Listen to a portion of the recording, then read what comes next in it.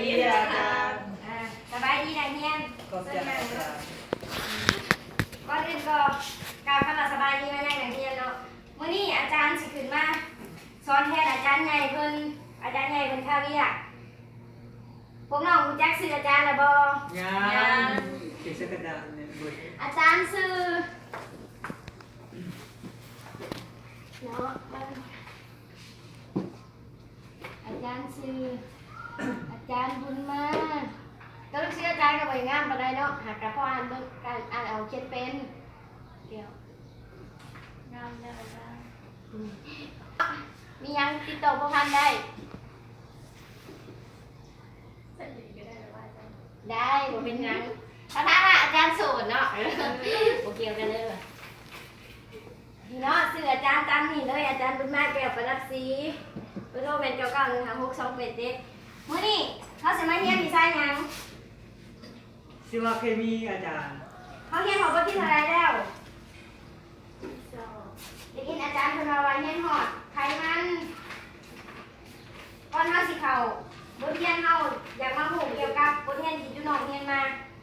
ความหมายของอาซิดไขมันให้ตอบได้ตอบให้อาจารย์เด้ นี่อาจารย์ละขอตอบความหมายของอาซิดไขมันเป็นกลุ่มธาตุองคธาตุที่บ่ละลายได้น้ำแต่ว่าละลายได้ดีแม้นกลุ่มธาตุองคธาตุเส้นพวกอีเทอร์แล้วก็โคโลฟอกและเบนซิน ถามที่น้องตอบมากอะ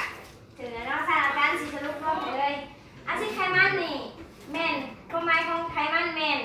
ธาตุกลุ่มองคธาตุที่บ่สามารถละลายในน้ำได้เนาะแต่สามารถละลายอยู่ในจำพวกธาตุองคธาตุที่บ่มีขัวเช่นอีเทอร์โคโลฟอกเบนซินและไดอีเทอร์เอสเทอร์เนาะหรือว่าจำพวกที่บ่มีขัวเล็กน้อยเช่นเหล่าเอซิโตนเนาะบัดนี้เฮามาเข้าโรแมงที่2เนาะหน้าที่ของไขมัน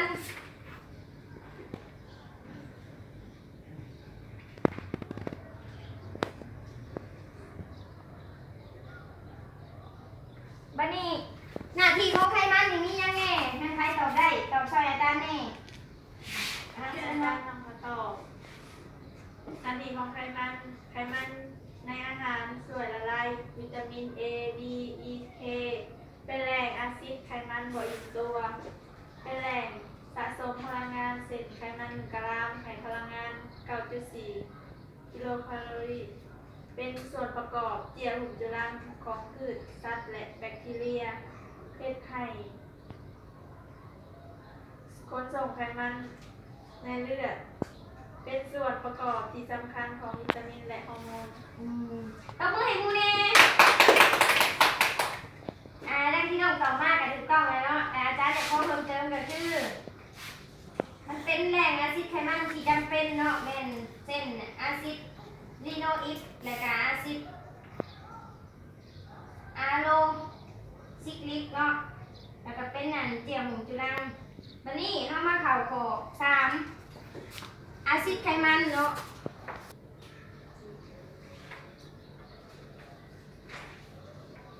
วันนี้แหล่งที่มาของไขมันนี่มันมีจักแหล่งที่มาแต่ก็อยู่ในธรรมศาสตร์เขานี่มีจักประเภทใครตอบได้ตอบแทนจ้าเด้อ อาจารย์แล้วก็ตอบ เชิญอาจารย์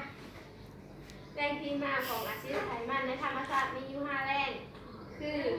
อาซิดไขมันอิ่มตัว อาซิด อาซิดไขมัน อิ่มตัว ยินตัว อาซิดไขมัน 3อาซิดไขมัน พีกิ้ง ที่มีกิ่งเนาะ 4อาซิดไขมันที่มีจุโอฮัส ที่มีจุโอฮัสเนาะ5อาซิดไขมันที่เป็นวงแหวน